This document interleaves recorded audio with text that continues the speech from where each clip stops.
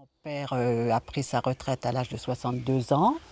Bon, c'est vrai qu'il était comme beaucoup de gens qui travaillent à Férodo, il toussautait un peu l'hiver, bon, mais c'était sans gravité apparente. Et puis très rapidement, eh bien, il a commencé à avoir une fièvre, une toux plus insinueuse, et puis qui n'arrivait pas à se guérir. Donc le médecin l'a envoyé passer des examens. Et là, ben, on a décelé une tumeur. En fait, le mot n'était jamais dit. C'est difficile de dire ce qu'on a décelé parce qu'il avait quelque chose au poumon. 2 ans plus tard, mais il est décédé, voilà, après avoir souffert vraiment, je peux dire, un martyr, hein, parce que c'est vraiment très, très douloureux. C'était évident que c'était une maladie due à son contact depuis 40 ans avec l'amiante, hein. Maman, elle n'a jamais travaillé dans l'amiante, hein, mais et maman brossait régulièrement tous ses vêtements hein, dès qu'il rentrait. Et en 96, maman a commencé pareil à avoir un genre de grippe qui ne guérit pas. Donc elle a une radio et pareil, de nouveau, elle a été aussi atteinte. Mais enfin là, ça a été pour nous un coup de masse parce que c'était pas possible, quoi, hein.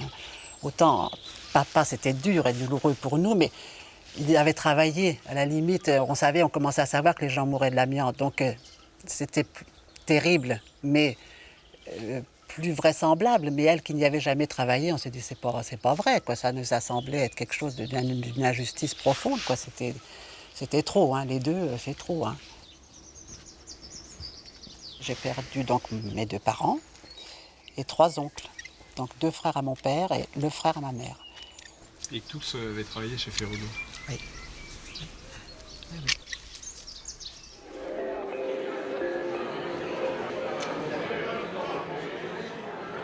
D'abord, bonjour à tous. Merci d'être venus si nombreux. C'est vrai que l'Assemblée Générale est un moment important, puisque les grandes batailles de l'amiante, on a beau dire, c'est Condé sur Noireau. Et quand on sait que malheureusement, ces maladies se déclenchent quelquefois 10, 20, 30, 40 ans, même plus, après la fin d'exposition au risque, c'est pour vous dire que si on a interdit l'amiante en 1997, on peut dire qu'en 2040, par exemple, il y aura encore des maladies dues à l'amiante. Merci pour tous les camarades décédés.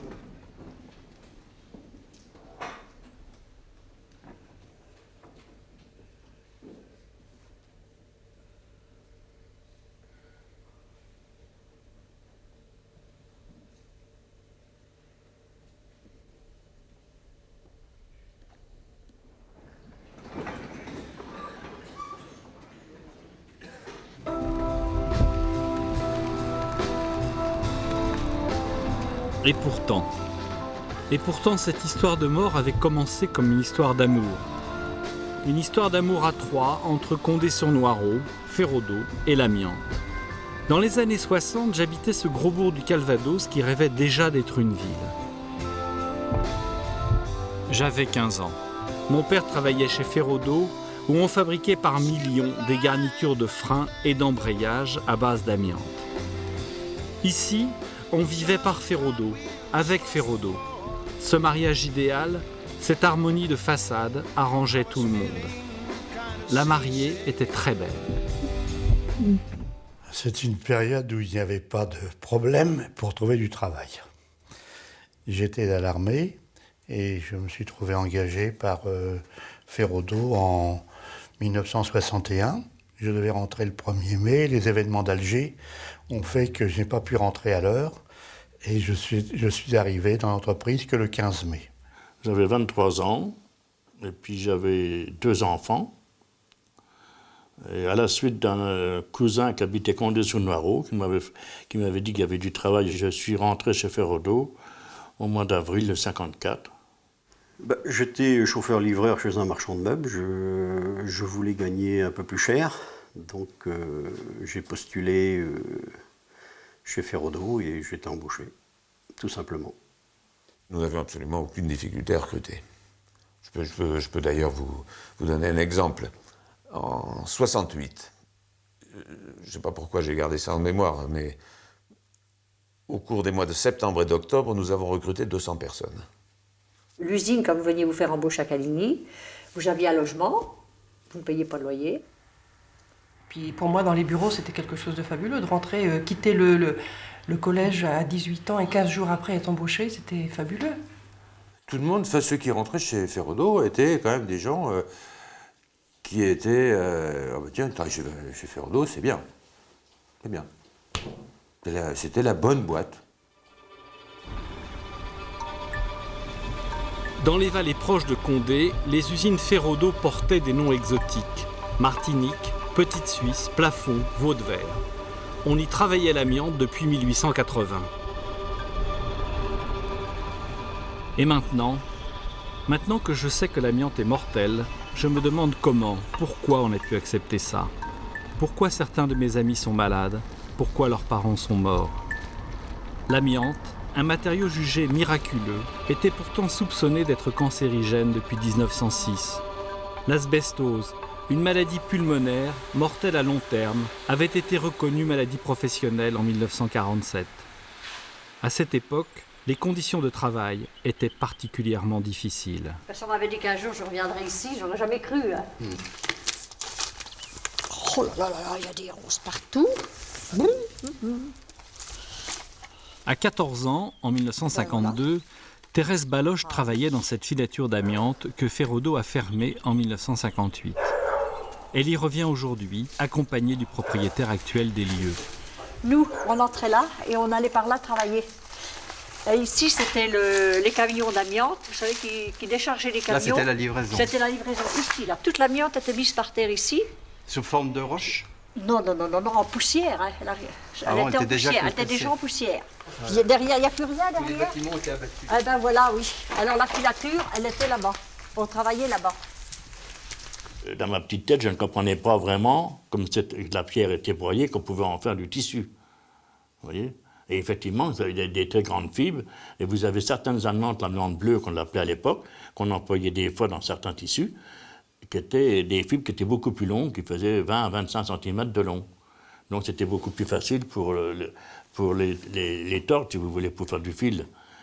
Ah oui, ça que vous pouvez identifier? Oui, des bobines. Sur quoi on filait l'amiante. On mettait ça dans une broche, et puis alors ça tournait par là. Et voilà, là, on faisait le fil là-dessus, le fil s'entortillait là-dessus, ce qui faisait une grosse bobine comme ça. On n'en ramassait pas qu'une, on les mettait comme ça sur notre bras, on en mettait plusieurs. Vous voyez, alors des fois, on partait d'ici, des fois pour les tenir comme ça, avec notre, voilà, pour pas qu'elles tombent. J'aurais encore l'habitude de le faire. Mais dans tous les postes, que ce soit au tissage, au cardage, ou ceux qui faisaient des torons, ou, comment je veux dire, la filature, partout, on avait de la poussière. On avait un genre de métier qui était ici. Alors il y avait une fille qui travaillait là et l'autre à l'autre bout. Et la cordonnerie tournait, vous voyez, c'était plusieurs fils qui étaient rassemblés, qui faisaient du cordage. Aucune ouverture, vous voyez, il n'y avait rien qui s'ouvrait, il n'y a rien. Vous voyez, la poussière, c'était incroyable. Il y avait des aspirations pour Très peu. la poussière? Il y en avait déjà des aspirations. Mais ça passait outre parce que les filtres des aspirateurs, enfin des filtres qu'il y avait, étaient toujours bouchés par la poussière d'amiante, justement. Et c'était pas nettoyé régulièrement. On avait autre ça d'amiante sous les métiers à filer. Tous les jours, on balayait midi et soir. Alors quand on arrivait au bout du métier, quand c'était balayé, on prenait l'amiante à brasser, on la mettait dans un sac et puis voilà. Ah oui, c'était dans des conditions... Est-ce que les ouvriers qui vidaient les sacs avaient des masques? Ah non. Alors là, on n'avait aucun masque. Aucun. Les gens faisaient ça à main nue. Il n'y avait aucun masque. Moi, j'en ai connu qui vidaient les chambres à poussière. Parce que les aspirations, justement, la poussière était récupérée, ce qu'on appelait des chambres à poussière. Et ces chambres à poussière, il y en avait qui les vidaient pour mettre ça dans des sacs. Alors, quand ils sortaient, on aurait dit un bonhomme de neige, on aurait dit le Père Noël. Hein. On enlevait les déchets d'amiante sur nos bras, qu'on mettait sur nos bras. On avait un sac à poubelle qui était au bout du métier. Et on mettait nos déchets dedans. Vous voyez, c'était toujours sans arrêt, l'amiante tout partout. Il y en avait d'accrochés partout. On était... C'est qu'on a travaillé l'amiante pure, hein, mais pure. Hein, ça ne pouvait pas être plus malsain. À bien réfléchir, ça ne pouvait pas être plus malsain.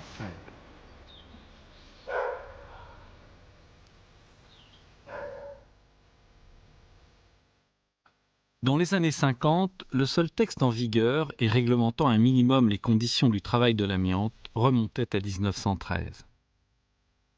À Condé, ce travail malsain, l'amiante dangereux à respirer, avait été très tôt dénoncé par les syndicats.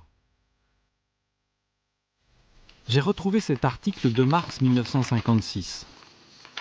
Presque tous les ouvriers de Ferraudot sont en grève. On y lit qu'à l'origine du conflit, il y a le renvoi de M. Poisson, un délégué syndical CFTC, qui a refusé de balayer un atelier pour ne pas soulever de poussière d'amiante. Des tracts stigmatisent les conditions de travail et la déficience des aspirations. Le syndicat cherchait là un moyen d'attirer l'attention sur l'asbestose. Personne ne parlait d'asbestose à l'époque. On parlait d'essoufflement, de ceci, de cela, mais d'asbestose, on n'en parlait pas. Je me souviens avoir vu des gens que le père, la mère et le fils, assis sur des chaises, là, parce c'était dans des cités, on appelait ça les cités, là-bas à Caligny. Vous savez, c'est tout un ensemble de maisons. Étouffés, là, ils étaient assis dehors. On disait, c'est des gens qui sont tuberculeux. Vous voyez, le père, la mère, le fils mort à 32 ans, étouffé. Moi, avant de rentrer chez Ferraudot, j'avais entendu parler vaguement qu'il y avait des gens qui étaient malades, mais bon, maladie professionnelle. À l'âge que j'avais, ça ne m'inquiétait pas du tout. Non, à 18 ans, quand je suis rentrée, je n'ai pas eu la sensation que je rentrais dans une société dangereuse. Moi, je n'ai jamais pensé à seul instant que j'allais mourir de l'amiante ou que mon mari serait décédé de l'amiante. Jamais. Pourtant, mes parents étaient malades, mais je m'étais dit, ils sont malades parce qu'ils ont travaillé directement l'amiante, ils ont manipulé l'amiante. Moi, je suis rentrée dans les bureaux, c'était un peu différent. J'avais la sensation que dans les bureaux, on ne pouvait pas être malade. Que l'amiante ne passait pas les portes, comme on dit. Mais comment savoir ? Pourquoi être sur ses gardes si l'entreprise ne vous dit rien ? Ou pire encore, si elle ne dit pas la même chose aux ouvriers et aux cadres supérieurs qu'elle embauche ? Je dis bien, dès le départ, on m'a dit, monsieur, vous allez venir dans une entreprise ou dans des usines où il y a un risque de maladie professionnelle lié au travail de l'amiante. Bien sûr qu'on me l'a dit, bien sûr. Disons, la visite d'embauche, elle se passait au plafond. Le docteur, à ce moment-là, c'était le docteur Pont. C'était une visite de routine. Il ne nous a pas du tout mis en garde, faut vous protéger, faut faire attention à ci, parce qu'il y a des risques de maladie, il y a des risques de telle et telle chose. Ça, on n'en parlait pas, même au niveau de l'embauche. Je ne me souviens pas du tout, on m'aurait dit de toute façon que ça pouvait faire mourir, je pense que j'aurais peut-être réfléchi. Je ne serais peut-être pas resté longtemps, en fin de compte. Il n'y avait pas, si vous voulez, de panique permanente au sujet de l'amiante. Les précautions étaient prises, si on respectait ces précautions, les choses devaient se passer normalement. Donc il n'y avait pas non plus à engendrer la panique par des paroles un peu excessives. Ce qu'il y a, c'est pareil, le problème de l'amiante ne s'avère pas dans les premières années. Mon cas personnel, ça s'est réveillé 30-40 ans après. Donc, dans les débuts, vous ne ressentez rien. Vous voyez ? Moi, j'ai travaillé que 4 ans au maximum, à peine 4 ans. Et malheureusement, je suis pensionné à 30%. J'ai été reconnu, mais il y en a combien qui n'ont pas été reconnus ? Mais en plus, ça s'aggrave actuellement. Et puis, je suis ventilé toutes les nuits. Là, ça va, vous voyez ? Si je fais 2-3 mouvements comme ça, un peu rapides...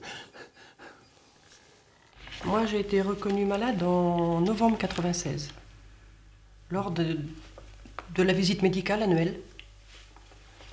Dans l'usine ? Oui. Le docteur m'a passé une radio.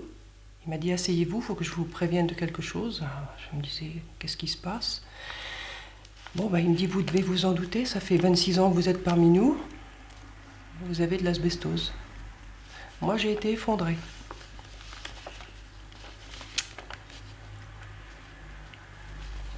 Qu'est-ce qui s'est passé après ?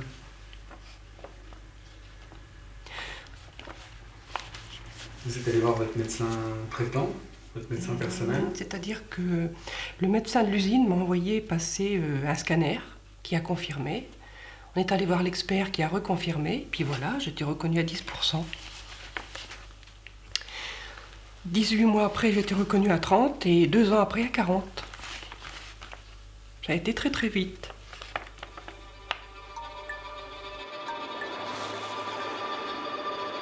J'ai contacté à plusieurs reprises le médecin de Ferraudot. Il a refusé de me recevoir, comme beaucoup de ses confrères, médecins de la ville, des hôpitaux des environs ou du CHU de Caen. C'est d'autant plus regrettable quand on écoute les membres du bureau de l'association locale des victimes de l'amiante.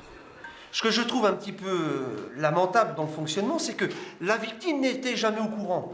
Toi, en 83, tu as eu des problèmes de santé, il a passé des examens, on ne lui a jamais rien dit. Il l'a appris que l'année dernière. J'avais un doute. Alors j'ai passé un scanner de mon propre gré, et sur ce scanner, il apparaissait que j'étais contaminé dans les 2 poumons par l'amiante.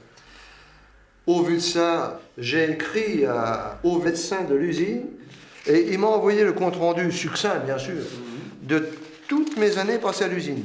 Et il apparaît là-dessus, parce que je l'ai fait voir à mon gendre qui est médecin, il a mieux compris que moi, qu'en 80, radiographie standard de face, cul-de-sac, G émoussé. C'était déjà marqué. Alors la médecine m'a dit, ça c'était déjà signe d'amiante. Mais oui, mais non seulement le médecin m'a menti, mais les patrons aussi. J'ai été embauchée le 1er avril 1958 à l'usine des Vaux-de-Vert, en retorderie. Et puis, en 1966, j'ai été mutée à Condé-sur-Noireau. Et puis, je travaillais à la pesée, vous savez. Monsieur, il se promenait tous les jours dans l'usine, hein, il faisait son petit tour. Et puis, on était d'après-midi, il passe et il me dit, mais qu'est-ce que vous faites là, vous travaillez pour là? Ben, je dis, si, je travaille là. Et ben, il me dit, comment ça se fait, on vous enlève de l'amiante et on vous remet dans l'amiante. Oh, mais je dis, moi, je suis pas enlevé pour l'amiante, je suis pas d'amiante. Oh, mais il me dit, moi, je suis pas de votre avis. Il m'a sorti mon dossier médical, je pense. Et dans le coin, c'était mis, sujet à ne pas laisser avec l'amiante serait trop dangereux. Et là, il m'a dit, je ne vous ai rien dit. Son rôle de directeur, ça aurait été plutôt de dire, bon ben, moi je ne veux plus vous voir là, je vais vous mettre dans un poste où il n'y a pas de risque. C'était son boulot, alors que là, il ne l'a pas fait. C'est pour ça, quand on parle du silence qui est autour de l'amiante, c'est vraiment... Hein, c'est fou ce qu'on a pu cacher aux gens. Alors j'ai dit, moi, ils nous ont embauchés pour nous faire travailler, gagner notre salaire, mais on n'a pas demandé à nous faire crever. Oui. Et on a cru que les bonbons, ils étaient bons, mais en vérité, ils étaient empoisonnés. Tu fait dépister, non? Oui, j'ai passé un scanner au mois de juillet. Ouais. Bon, j'ai rien. Parce que moi, je suis un peu obsédée, je dois dire que j'y pense sans arrêt dès que je toussote un peu. Je me dis, ça y est, j'ai un peu mal dans le côté. Parce que j'ai vu ça, hein, ça commence comme ça, on tousse un peu trop longtemps, ça guérit pas. Je me dis, on a une épée de Damoclès au-dessus de la tête. J'ai la trouille. Moi, je te dis honnêtement, j'ai les boules. Encore ce matin, le jeune qui me dit qu'il va être opéré, qu'il a de la chimio à l'heure actuelle et qu'il va être opéré d'un poumon, eh ben moi j'y pense après. Hein. Moi, ça me bousille pour ma journée. Hein. Moi, j'ai vu mon beau-père décéder de ça. Et c'est affreux. Hein, mon beau-père, il était arrivé qu'il ne faisait même plus 10 mètres à pied. C'est affreux, c'est affreux. D'ailleurs, la nuit, quand je ne dors pas, je pense à cette saloperie d'amiante. J'y pense à mon beau-père.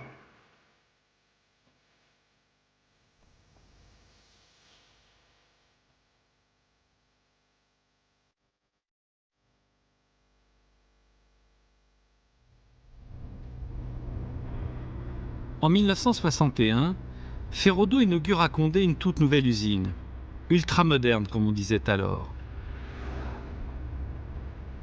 La sécurité des travailleurs est revendiquée comme une préoccupation majeure par ses concepteurs. Cette usine rassure, elle nous conforte tous dans notre idée du progrès. Nous considérions que les risques à l'usine de Condé étaient sans commune mesure, c'est-à-dire beaucoup moindres que ceux qui étaient éventuellement rencontrés dans les usines de la vallée. Pourquoi? Parce qu'à Condé, nous utilisions de l'amiante, mais déjà mélangée à d'autres produits, alors que dans les usines de la vallée, nous travaillions l'amiante brute. Des efforts considérables ont été engagés pour faire évoluer cette technologie, d'où des aspirations, des chaînes automatiques de mélange, des aspirations sur les chaînes de fabrication, et puis une des étapes très importantes a été le travail au mouillé. On humidifiait les fibres de façon à limiter la dispersion des fibres dans l'air. Je ne sais pas si vous avez visité l'usine de Condé à l'époque, mais c'était une forêt de tuyaux d'aspiration qui étaient collectés, qui partaient avec des appareils de filtration, enfin bon. Bon, ben, il y avait une aspiration, mais c'était plutôt minime. Hein. C'était pas efficace, hein. Ça ne prenait pas toute la poussière. On les pesait manuellement. C'était des grands bocaux qui étaient comme ça en plastique, on remplissait, il fallait tant de poids dans un bocal. On avait un cadre qui était comme la table, il y avait et on renversait ça, 2 par 2. Il y avait une aspiration dessus, mais l'aspiration, elle était au-dessus, mais vous qui étiez plus bas, c'était vous qui serviez d'aspirateur. Hein. Et le masque, ça se présentait comment? Alors le masque, attendez, je pense qu'on va trouver ça. Je dois avoir ça par là. Voilà, le masque, c'est ça, avec un petit genre ouate. Hein. Et puis, on se mettait ça juste pour cacher le nez et la bouche. Hein. Et puis, bon, c'était pas très efficace en fin de compte. Hein. Moi, mon bureau était sur le quai à une époque. Pendant quelques années, ça était sur le quai. Les camions d'amiante rentraient sur le quai dans des sacs en plastique. Quelquefois, ils arrivaient crevés. Les gens prenaient l'amiante à pleine main, remettaient ça dans des sacs, rescotchaient. Nous, on allait dans le stock voir, faire des points de stock et tout. On n'avait pas conscience que, même là, les dernières années, même en sachant qu'il y avait des gens qui étaient malades, l'information ne venant pas vraiment de nos responsables, c'était ça, je pense, le problème. L'information ne venant pas de nos responsables, on n'avait pas vraiment conscience du danger à 100%. C'est vrai, les alertes qui venaient de l'extérieur passaient mal. J'avais gardé ce tract du Secours Rouge, un mouvement gauchiste qui avait tenté, au printemps 71, d'attirer l'attention sur les dangers de l'amiante. Étudiant en médecine ou élève infirmier, les militants du Secours Rouge avaient trouvé avec Feraudo, son amiante et ses patrons une cible qui leur semblait idéale.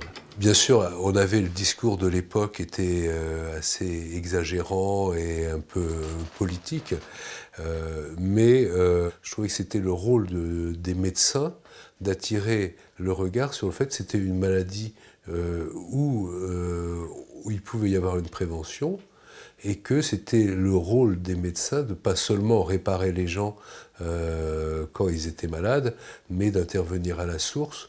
Ils avaient enquêté dans les maisons, hein. Ils étaient même venus à la maison, et ils enquêtaient sur l'amiante, et c'est eux, à vrai dire, qui nous ont mis au courant que l'amiante était dangereuse, parce qu'avant on n'en avait jamais entendu parler, jamais.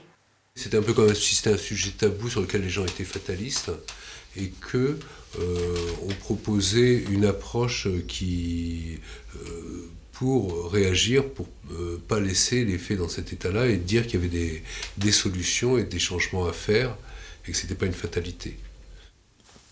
Moi, je n'ai pas conservé autant, je me souviens très bien des relations que j'avais avec les syndicats, parfois virils, hein, autant le Secours Rouge m'a jamais beaucoup impressionné. Parce que je n'ai pas le souvenir de ce qu'ils ont apporté en plus ou en moins, si vous voulez, à part quelques affiches. Qu'est-ce qu'il y avait d'écrit? Vous allez crever de l'amiante, les patrons, ce sont des assassins. Je vous dis, je ne sais plus exactement comment c'était tourné. Hein. On allait distribuer des tracts. Moi, je me rappelle avoir vu des gens qui sortaient encore avec de l'amiante dans les cheveux. Et un beau jour, ils ont dit, il va falloir essayer de défiler à Flers. Nous avons été à Flers un samedi après-midi, mais quand on est arrivé, il y avait les CRS qui étaient là. Eh bien, je ne vous dis pas. Oh là là là là, il y a eu des gars qui ont été attrapés, vous savez, d'abord, à coup de matraque. Hein. Nous, on n'a même pas eu le temps de descendre de voiture, parce que puis on avait peur. Hein. J'ai dit, si jamais... On était restés enfermés dans la voiture, mais la voiture a pris des coups de matraque. Hein.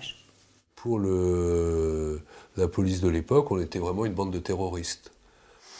Ben moi, quand le Secours Rouge, j'entendais les réflexions, parce qu'il y a aussi les réflexions des salariés où ils disaient bah oui, mais ils vont couler la boîte, ils nous embêtent, c'est pour ça, qu'est-ce qu'on va devenir? Il y avait quand même un esprit paternaliste, faut pas rêver.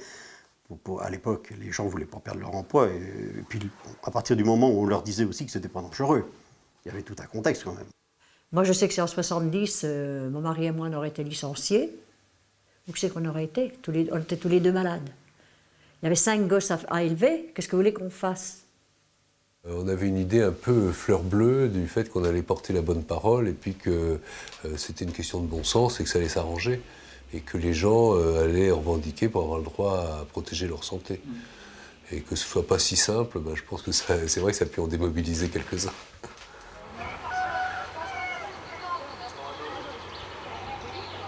Pas si simple en effet.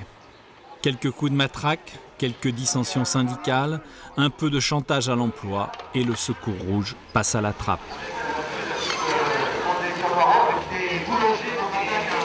Condé retourne à son quotidien. On se préoccupe moins des dangers de l'amiante et de la maladie, et les luttes syndicales passent au second plan. Mais un peu plus tard, en 1975, nouvelle alerte. Des déchets des usines Feraudo, jetés dans la nature, provoquent une grave pollution. Événement sans précédent, la ville va être privée d'eau pendant plusieurs jours. Le barrage de Pont-Écoulant, en amont de Condé-sur-Noireau. C'est lui qui alimente la ville en eau potable. Il a été empoisonné par des déchets de Feraudo déversés dans une carrière proche. On a dû fermer les robinets. Le phénol était le responsable, mais les experts ont oublié de calculer le taux de pollution par l'amiante. Des tonnes jetées dans l'eau, d'après le comité de défense. Marie-Paule Labbaye, sa présidente. Ça a paru tellement évident qu'on s'est tout de même empressé de recouvrir le tas d'amiante d'un film de plastique et de mettre dessus une couche de terre, ce qui fait que maintenant on ne peut plus se rendre compte qu'il y avait là un dépôt d'amiante, il y avait tout ce qu'on voulait. Quelques jours après, une délégation de la CFDT de Feraudo est venue me trouver en me disant c'est vous qui avez dénoncé la pollution par les déchets d'amiante du barrage de Pont-Écoulant et nous on a nos problèmes de maladies professionnelles que l'on n'arrive pas à faire sortir. Est-ce qu'on peut faire quelque chose ensemble? J'ai trouvé ça extraordinaire. Et je leur ai dit, mais forcément, bien sûr. Ce n'était que de l'extérieur qu'on pouvait faire de l'information sur les risques. Ça pouvait faire réfléchir certaines personnes, mais surtout pas de l'intérieur, parce qu'il allait rencontrer en face de la direction. L'information n'était pas libre à cette époque. De l'information, les écolos et les syndicalistes CFDT s'unissent pour en faire. Ils invitent Henri Pézra, chercheur au CNRS, militant du collectif amiante de l'université de Jussieu, à un grand débat public. Ça a été houleux, on n'avait jamais vu autant de monde à Condé, je pense, depuis la Libération. Moi, la préfecture m'avait demandé si je voulais être protégé par la force armée, donc c'était quand même très tendu. Le maire avait demandé aux commerçants de baisser leurs rideaux de fer. Le marché couvert était plein. Il y avait d'un côté les ouvriers, il y avait d'un autre côté la direction de Feraudo avec 50 ingénieurs. C'était très chaud. La CFDT voulait absolument que la direction, qu'il y ait une discussion sur la réglementation de ce produit et effectivement sa suppression à terme, il est évident. Une partie de l'opinion était pour nous entendre et l'autre partie refusait de nous entendre. C'était clair. Pourquoi ce refus? Parce que ce refus mettait en cause, si vous voulez, je dirais dans une certaine mesure, la paix sociale, tout simplement. À l'époque, on aurait dit aux salariés, vous êtes virés. Il y avait des couples qui travaillaient, il y avait des enfants. Parce que Feraudo avait une bonne politique sociale. Quand il y avait une personne qui décédait, d'en embaucher les enfants ou la femme. Donc il y avait toujours un remplacement. Si on avait été pour la suppression totale de l'amiante à l'époque, je pense que ça aurait fait un vrai scandale.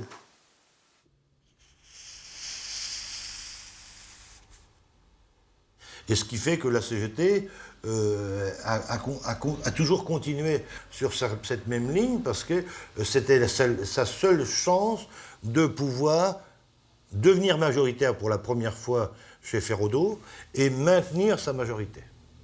Moi, je peux dire que maintenant, c'est vrai que ça a peut-être été une erreur, mais les salariés n'auraient pas suivi de toute manière. Néanmoins, les militants anti-amiante poursuivent leurs actions d'information. Un montage diapo militant fera le tour de France.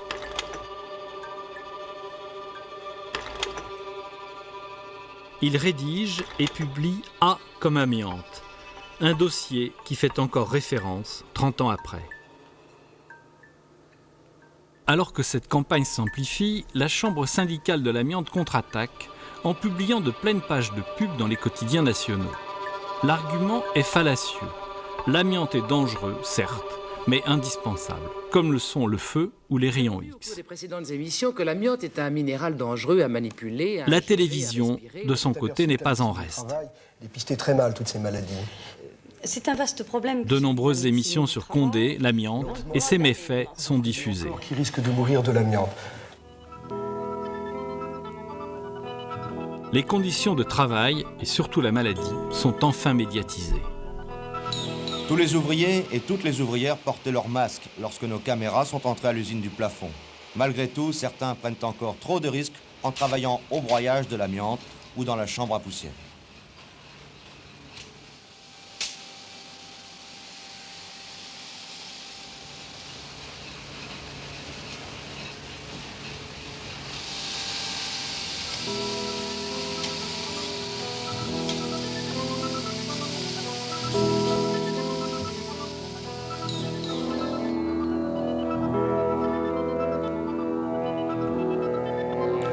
Dans cette maison, un ouvrier de Ferrodo est atteint d'asbestose à 100%.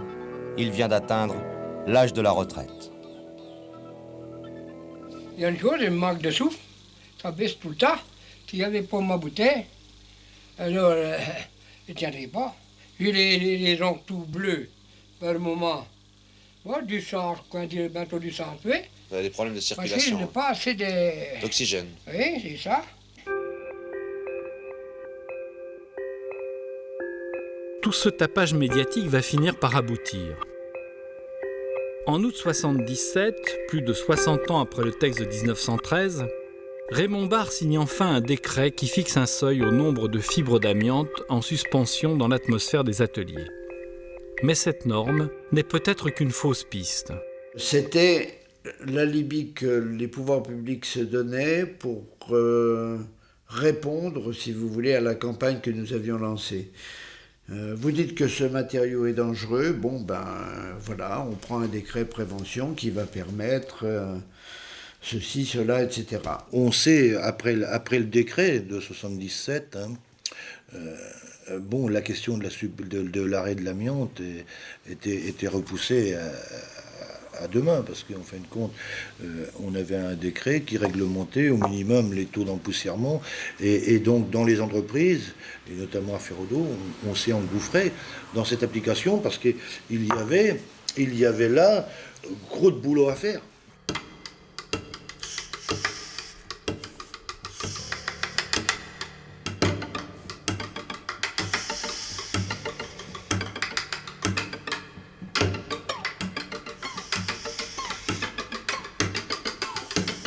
Alors là, vous avez un certain nombre de documents, notamment de l'amiante et votre santé.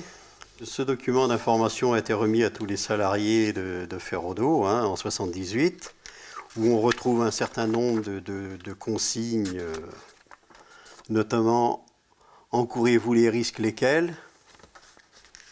pour vous protéger, ce qu'on doit faire, ce qu'on ne doit pas faire, notamment mettre le masque.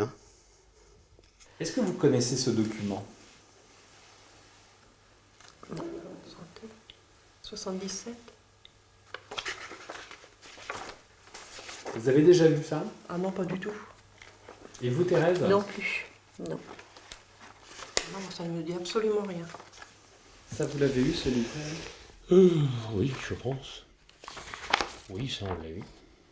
Mais moi, je ne me souviens pas avoir eu des réunions par nos chefs de service suite à la diffusion de ce petit manuel-là pour approfondir un peu la chose en disant, bon, il y a ça, mais il faut le mettre en application sur vos postes.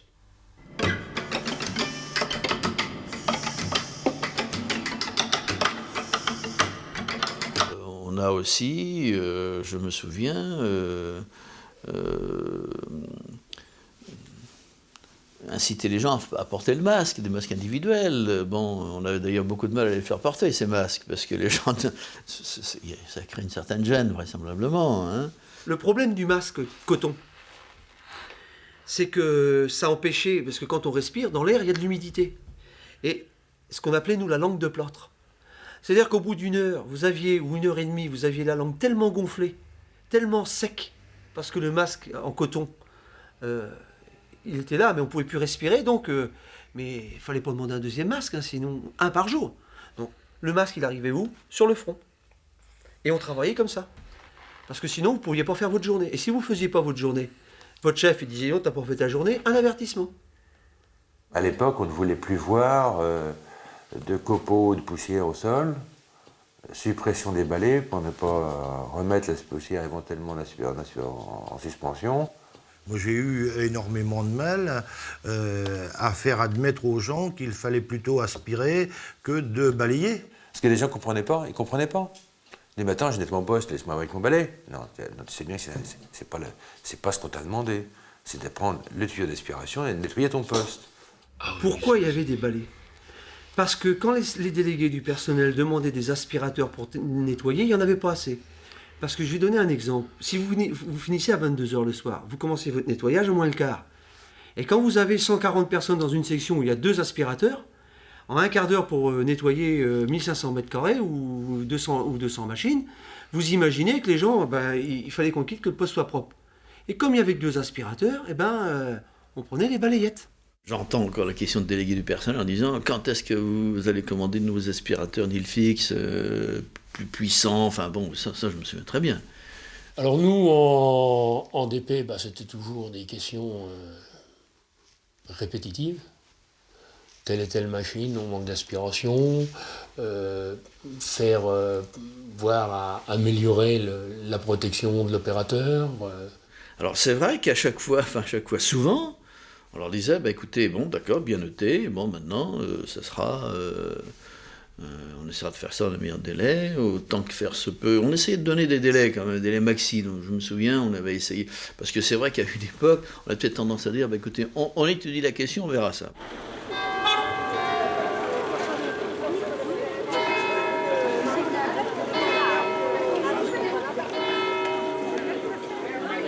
Dans les années 80, après les décrets Barre, Condé est très occupé par les détails, par ce gros de boulot de la prévention auquel chacun, ouvrier, syndicat, patron, semble s'être attelé. Mais un nouveau protagoniste est apparu. Discret, masqué, créé de toutes pièces par le lobby industriel, le CPA, le Comité Permanent Amiante. Il va occuper tout le terrain avec un seul but, retarder l'interdiction de l'amiante. C'était une instance sans statut juridique particulier, un groupe de réflexion qui était constitué à la fois de scientifiques, de médecins, de ministères concernés par les problèmes d'amiante, que ce soit le ministère chargé du travail, le ministère chargé de la santé, de l'environnement, de l'industrie,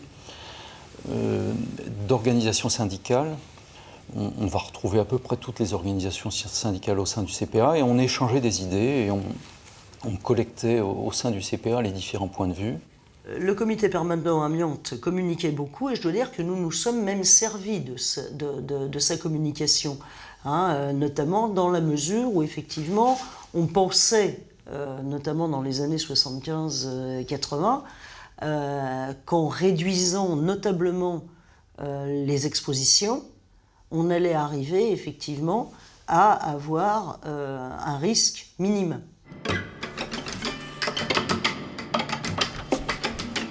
Pour faire accepter cette idée, le CPA publie de nombreuses brochures qui martèlent dans les milieux institutionnels un leitmotiv tendancieux. On peut faire de l'amiante un usage raisonné et donc sans danger. Les médecins à l'époque, du fait de la composition aussi du comité permanent amiante, c'est-à-dire avec des scientifiques, avec des enseignants en médecine du travail, avec des syndicalistes qui faisaient partie de CHSCT, pensaient que ces publications pouvaient être utilisées. J'ai du mal à comprendre que ce soit la CGT que les autres syndicats puissent siéger au CPA et se faire endormir comme ils se sont fait endormir. Si vous voulez, c'était effectivement le CPA qui dominait et l'INRS ensuite, si vous voulez, distribuait, reproduisait les brochures du CPA. Donc c'était effectivement l'organe de référence.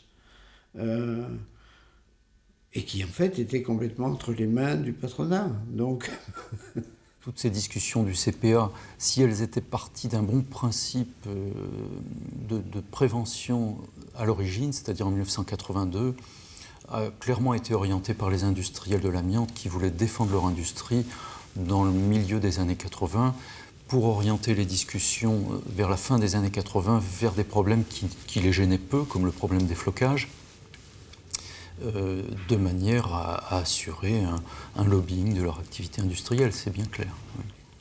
Les gens qui produisaient l'amiante dans les mines ont fait du lobbying pour défendre l'amiante au-delà de ce qui était raisonnable.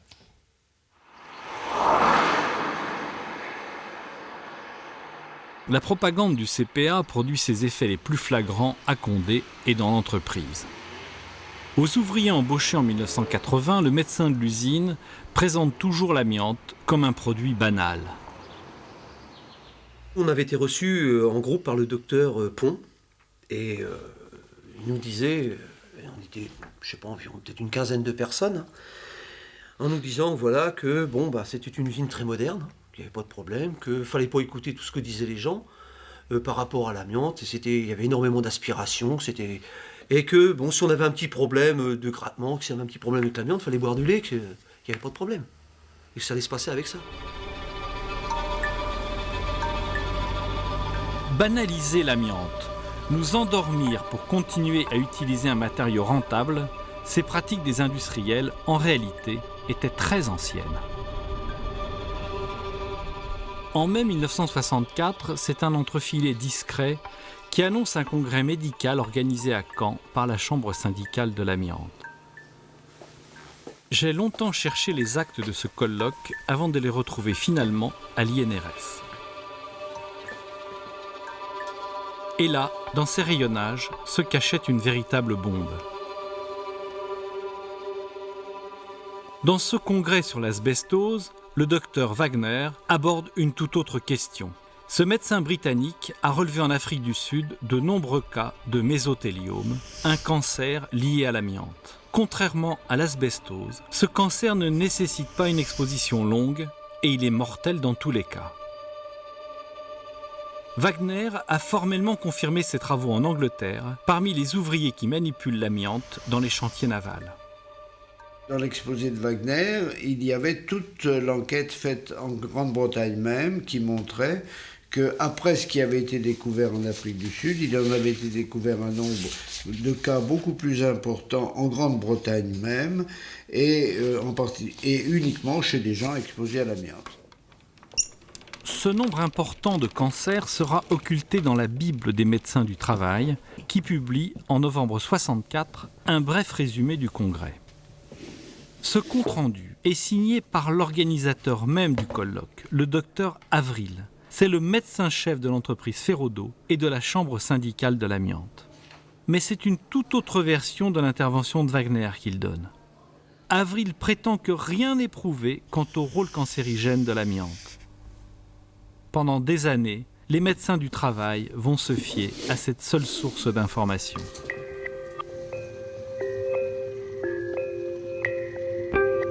Et les falsifications des manipulateurs dureront 30 ans. Mais dans les années 90, ils sont rattrapés par la vérité. À Condé, comme ailleurs, l'amiante tue. Ma prise de conscience par rapport à l'amiante, là je parle de moi individuellement, elle s'est faite sur un c'est peut-être bête ce que je vais vous dire, mais sur un détail. Mais un détail qui a son importance, c'est que on avait dans les panneaux les faire-part de décès. Donc un jour, vous avez des faire-part, vous envoyez un. Mais chez nous, c'était quand même, excusez-moi, mais c'était 3 la semaine. On est à cette époque vers 800-900 cas de décès par mésothéliome par an, alors que la dernière brochure du CPA annonce 200 décès. On recevait ce qu'on appelle le bulletin du retraité, où il y avait toutes les photos des gens qui étaient décédés. Je prends la calculette, toujours la manie. Je prends la calculette et je commence à prendre la date de naissance, la date de décès, je fais le nombre de personnes, je divise l'âge et là, ma grande surprise, ça dépassait pas 65 ans.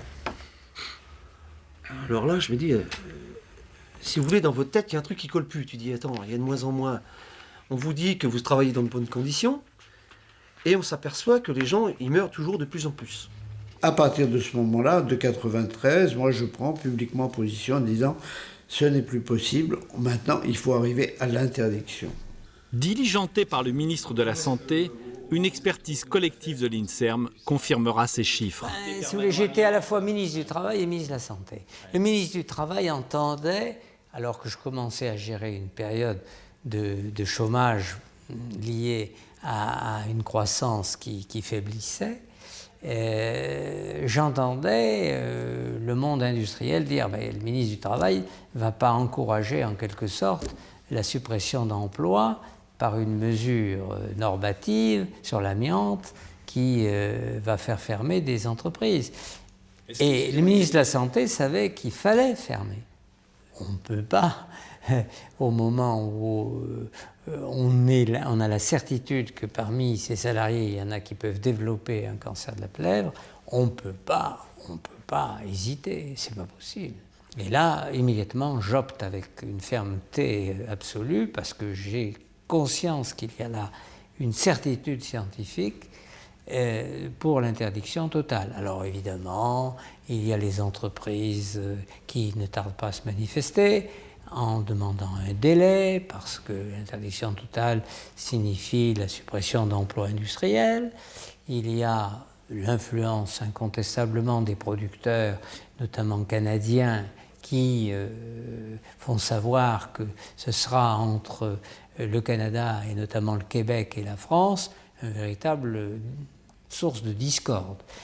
Mais je suis formel. À l'époque, je recommande à Alain Juppé une interdiction totale et immédiate.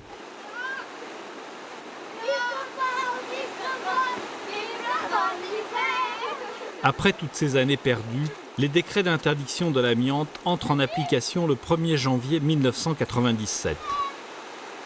Aujourd'hui, 6 ans après, les plaies sont béantes et le fossé des incompréhensions et des rancœurs est désormais infranchissable. Il y avait 2 catégories de personnes, pour moi. Il y avait ceux qui n'étaient pas informés, qui faisaient travailler les gens. Il y avait ceux qui étaient informés et qui fermaient les yeux, parce qu'ils étaient bien placés et ils n'osaient pas se mouiller. Il y avait trop de profit en jeu. Évidemment, avec 30 ans de décalage, on peut le dire, mais vous étiez de vrais salauds, vous saviez, enfin bon, non mais ça, je connais la musique, hein. Qu'est-ce que vous répondez à ça? Je dis que les connaissances en matière de maladies liées à l'amiante n'ont été... se sont faites progressivement. Je crois que pour plein de médecins du travail de ma génération, ça sera quand même une fêlure. On a failli. On est passé à côté. Alors, non pas qu'on ait ignoré le problème, mais on n'a pas su faire passer ce qui on n'a pas su faire l'information qu'il fallait. Ce dont il faut évidemment en tirer parti, c'est des leçons de cela. Et de manière à doter la France et l'État des moyens désormais d'éviter que, connaissant un risque avéré de santé publique, on tarde à prendre les décisions qui s'imposent. Mais qu'est-ce qu'un risque avéré de santé publique? Dans cette ancienne usine Ferrodo, on met en œuvre un matériau de substitution à l'amiante, les fibres céramiques réfractaires. Ces fibres ont été classées cancérogènes de 2e catégorie par une directive européenne de 1997, ce qui signifie, je cite, que la fibre doit être assimilée à une substance cancérogène pour l'homme. Est-ce que vous recevez une information dans l'entreprise sur le matériau que vous mettez en œuvre? Oh non, on ne dit rien. On s'en rend compte quand on colle des étiquettes sur les produits finis, par exemple. On la lit, on voit bien que c'est marqué irritation possible de la peau par frottement, peut provoquer le cancer par inhalation aussi. Et il y a une poussière phénoménale. À certains postes, il y a 2-3 cm de poussière.